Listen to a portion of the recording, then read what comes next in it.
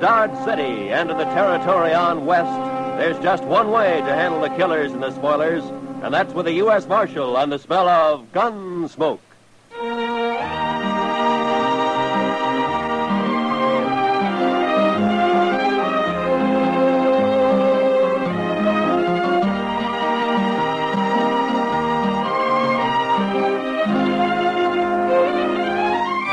Gunsmoke, starring William Conrad. The transcribed story of the violence that moved west with young America. The story of a man who moved with it. Matt Dillon, United States Marshal.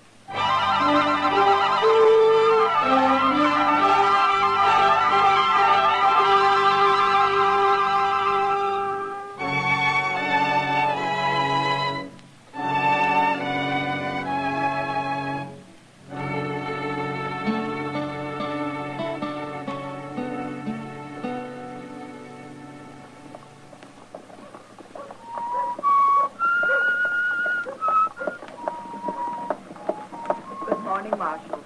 Good morning, ma'am.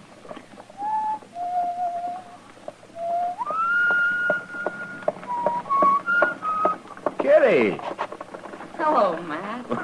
I didn't see you sitting there. Well, I know. Sit down, sit down. There you are. How do you like my outfit? Ah, I never saw you in a riding skirt before, Kitty. You been riding side saddle? For the first time in my life. At least I know how to do it now, in case I'm ever called on to be a lady. Well, I know ladies who don't always ride side saddle. Sure. Like that female wildcat down in the Panhandle you told me about. What's her name? Oh, Bellstar? I bet she never rides side saddle. Well, Bellstar's a lady, though. And everybody treats her like one. Even though she has to use a 6-gun to make them do it. Maybe I ought to try that. Yeah, it takes more than a 6-gun to make a lady, Kitty. That's a funny way of putting it. Well, that isn't what I meant. Dillon? Hello, Miss Kitty. How are you, Chester? Hey, I just come to the Longhorn there, Mr. Dillon. What, trouble, Chester? Not yet, but there's going to be as soon as Art Long gets to town. Art Long? Well, he's always been a peaceful man. Isn't he one of those nesters out near Sam Baxton's ranch? That's him. But it's another one of them nesters that's talking up trouble. A fellow named Hoffer.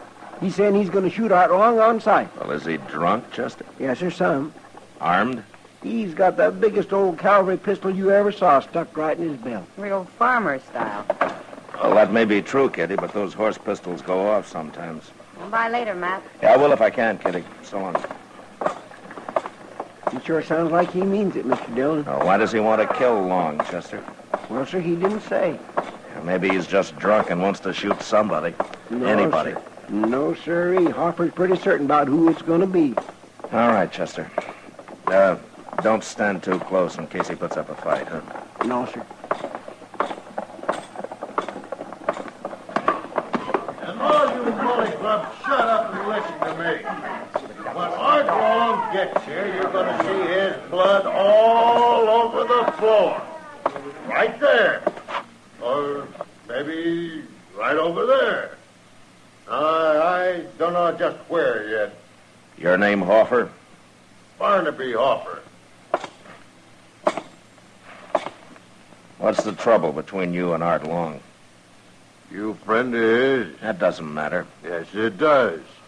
Because if you're a real good friend, I might take it to mind to shoot you, too. I'm a U.S. Marshal, mister, and you're not going to shoot anybody. Oh, Marshal Dillon, huh? I'll take that pistol, Hoffer. Okay, Marshal. Take it. All right. Now tell me what this is all about.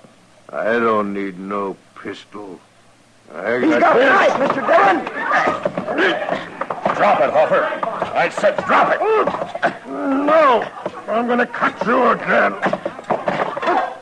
Give me that knife back. You're kind of hard to convince, Hoffer.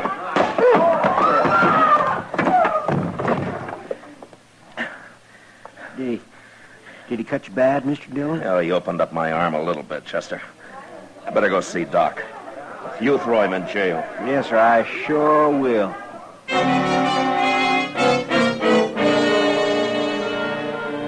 There's a saying that it's the gentle horse that's most dangerous. You don't watch him close enough. And so with Barnaby Hoffer. A farmer who hands you his old horse pistol and then snatches an 8-inch knife from the back of his belt.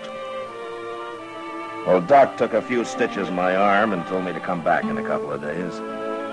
And I did. And it looked pretty good by then. At least I thought so. You're going to have to watch that cut, Matt.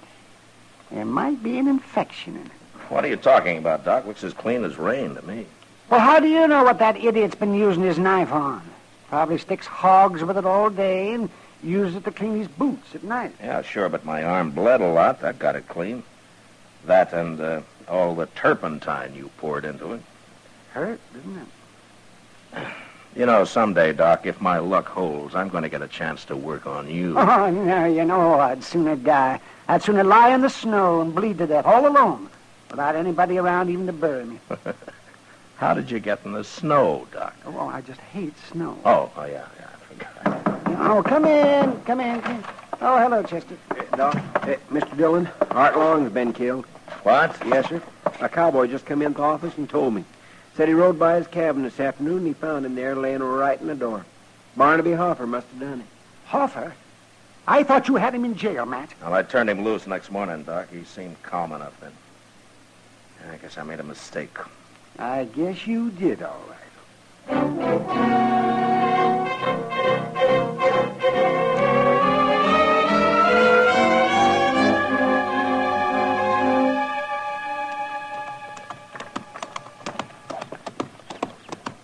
Maybe we shouldn't have stopped to bury Art Long.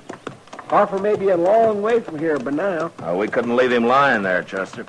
No, sir, I guess not. Poor fella. Well, there's Hoffer's cabin. Yes, sir. Hey, we've done pretty good at that. It's hardly past daylight. Looks like his door's open. Yeah, then he must be inside. He wouldn't go off and leave his door open. No. Hey, wait a minute. Look over there, Chester. Why, it's him. Oh, he looks dead. Yeah, come on.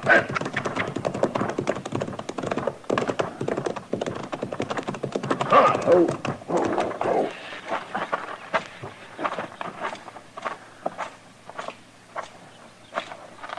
He's been shot, Mr. Dillon. With a shotgun. Just like Art Long.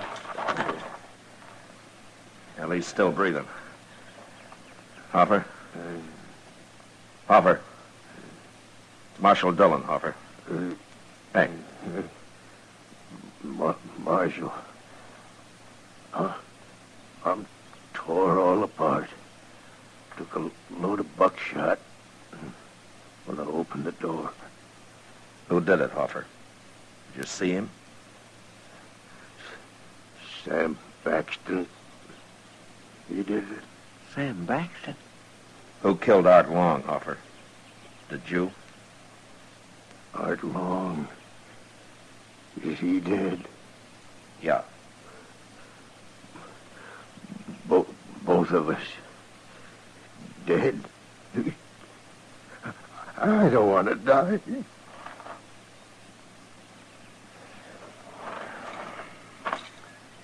it's a wonder he lived this long. Gosh, Mr. Dillon, I just can't believe Sam Baxton done this. Why? Just because Baxton's a big rancher and pretty respectable? He's also a mean old devil. And these men are nesters. Come on, let's go find him, Chester.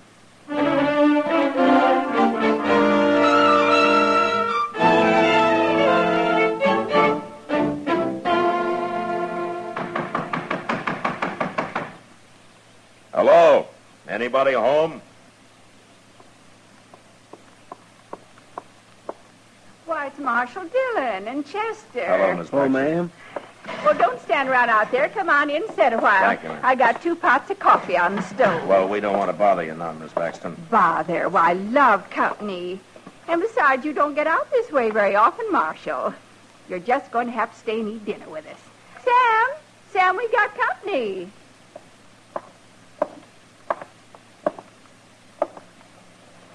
Hello, Baxton. What are you doing here, Marshal? Why, Sam, that's no way to... Shut up, woman. Oh, please, Sam, don't talk like that. Want to get whooped instead? Well, do you? No, Sam. I asked what you're doing here, Marshal. Yeah, Yeah, I heard you. Well, say it out. We're busy around here. You know Art Long and Barnaby Hoffer? I know 'em. Dirty nesters. Well, they're both dead, Baxter. Good. Oh, no. They both got killed the same way. What do I care how they got killed, as long as they're dead? I'm going to tell you anyway, Baxton. Each of them, when he came out of his cabin first thing in the morning, was killed by a man waiting outside with a shotgun. Oh, you know all that. You weren't there. Barnaby Hoffer was still alive when we got there, Baxton. Still alive. He died pretty quick, but before he did, he told me who shot him. Did he? And who was that, Marshal? You? Oh, no. No, it couldn't be. I'm sorry, ma'am, but that's what he said.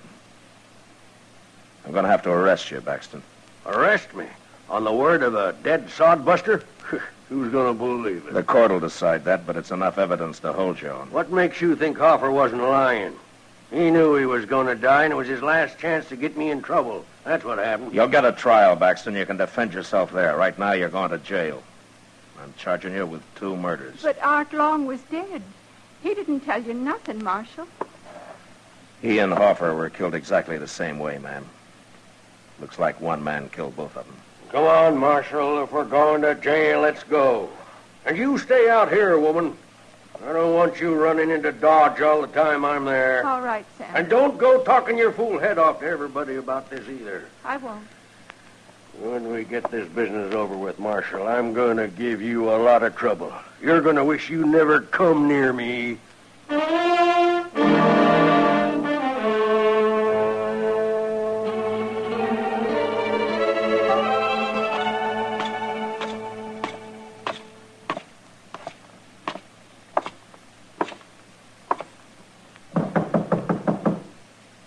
Come in.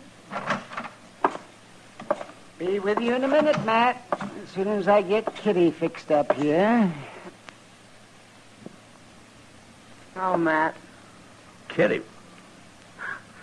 What's that, a black eye? What happened? It's none of your business. How's your arm, Matt? His arm's all right, Kitty. Just comes up here to bother me.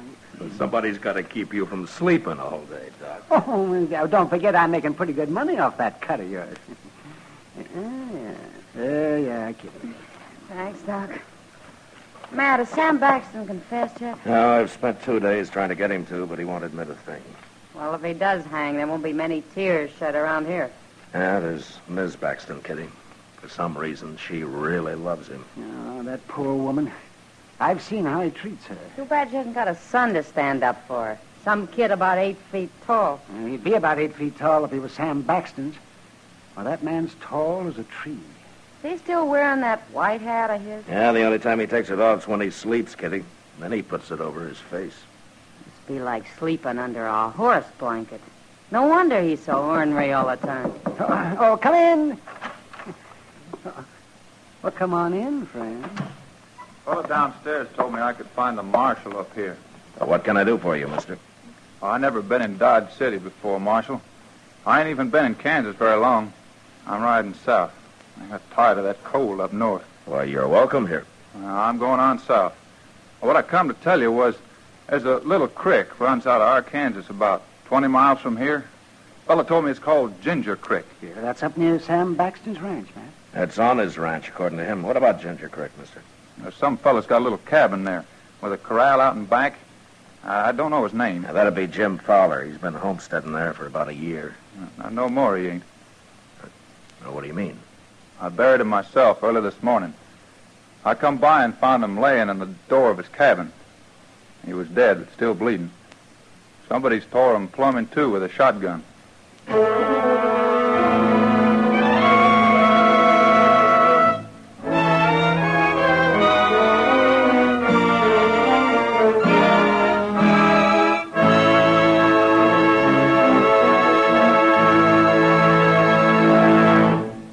We will return for the second act of Gunsmoke in just a moment. But first, Radio's outstanding theater of thrills, Suspense, launches its new summer series Tuesday nights on most of these same stations with more spine-chilling stories packed with excitement and well calculated to keep you in suspense.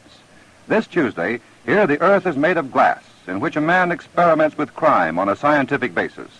Suspense, now Tuesday nights at the Star's address. Don't miss it. Now, the second act of Gunsmoke.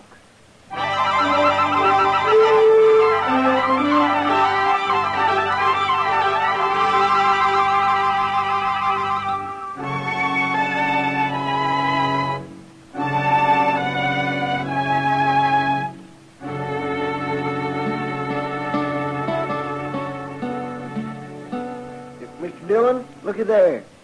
What is it, Chester? Out there in the street. It's Miss Baxton. Huh? She's coming to buggy. News travels fast, doesn't it? You going to turn old Sam Baxton loose? Well, I don't have much to hold him on now, Chester. No, sir.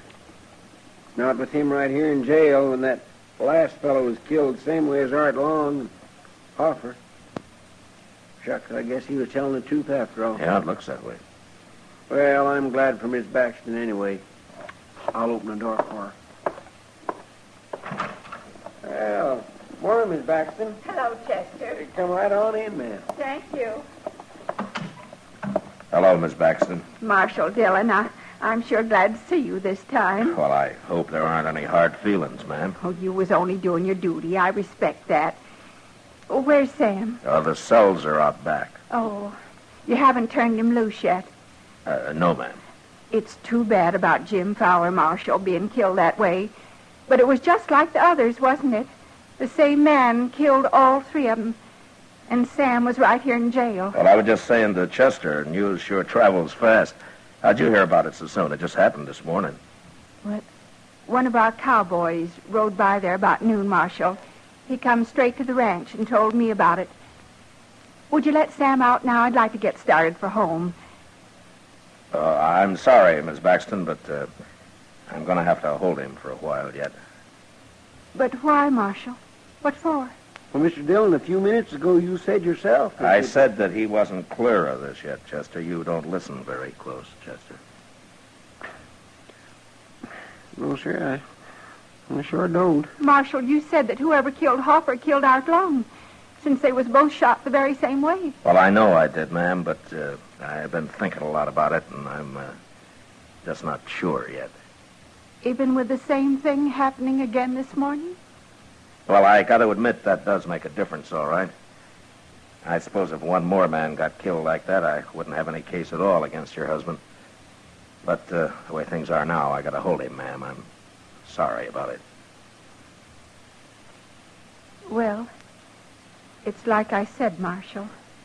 You got to do your duty. Yes, ma'am. If there's anything I can do for you, Miss Baxton. Thank you, Marshal, but I'm all right. Can I see Sam before I start back? Of course, ma'am. He's right through that door. I can't stay long. Chester, you've been up on Ginger Creek since I have. Yes, sir. Isn't there another nester there not far from Jim Fowler's cabin?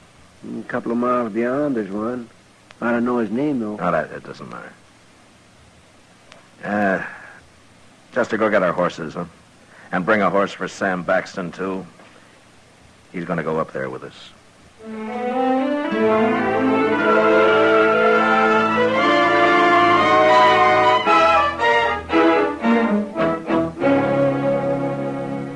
don't know what you're up to, Marshal, but I'd rather be in jail than spending the night in this place. It's a nice little cabin he's got here, Baxton.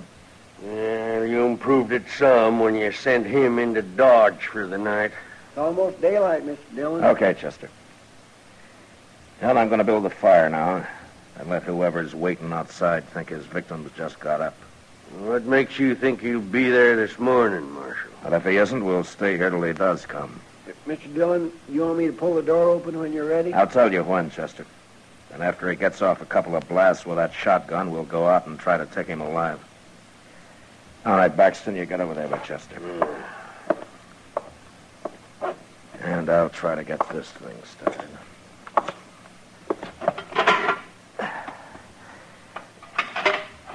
All we're going to need is a little smoke going up through the chimney. Maybe we can come back when it's all over and cook a little breakfast, Mr. Dillon. We'll worry about breakfast later, Chester. Yes, sir.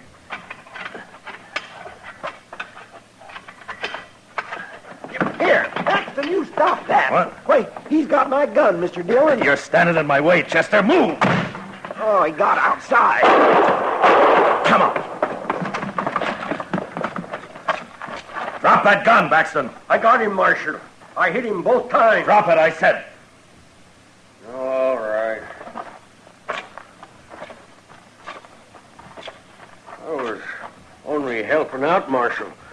Look, he's laying right out there. Oh, gosh, I'm sorry, Mr. Dillon. I never thought he'd try nothing like that. Walk ahead of me, Baxton. Oh, sure.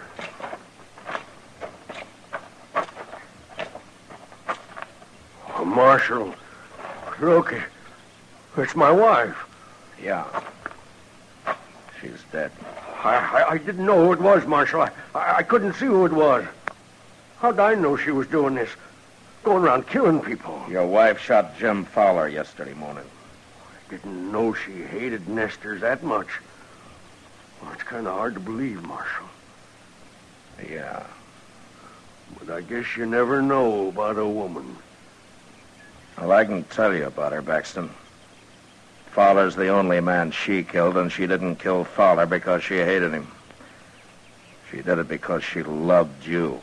What are you talking about? She was trying to cover up for you. Oh, wait a And minute. she almost did it, too. She almost kept you from hanging. So she claimed one of your cowhands saw Fowler's body when I knew he'd already been buried. I had all the evidence I needed on her right then, Baxton.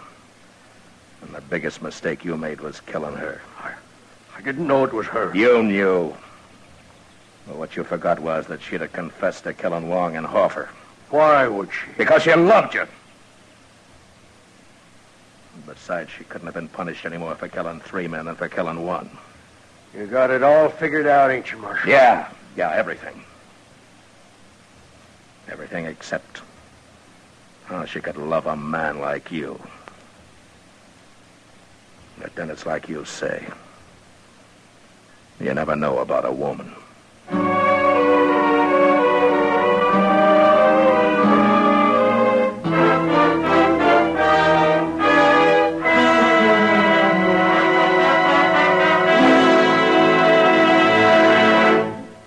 Gunsmoke, transcribed under the direction of Norman MacDonald, stars William Conrad as Matt Dillon, U.S. Marshal. Tonight's story was specially written for Gunsmoke by John Meston, with music composed and conducted by Rex Corey. Featured in the cast were Joseph Kearns, Helen Cleve, Paul Savage, and Clayton Post. Parley Bear as Chester, Howard McNear as Doc, and Georgia Ellis as Kitty. Roy Rowan speaking. Join us again next week as Matt Dillon, U.S. Marshal, fights to bring law and order out of the wild violence of the West in Gunsmoke.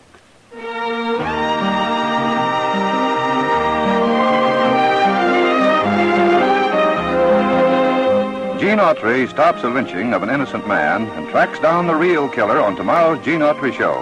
There's time out for Melody on Melody Ranch, too, as Gene sings Down Yonder, Blue Canadian Rockies, and other Western hits. CBS Radio presents the adventure and melody of the Gene Autry Show every Sunday on most of these same stations. Be listening tomorrow.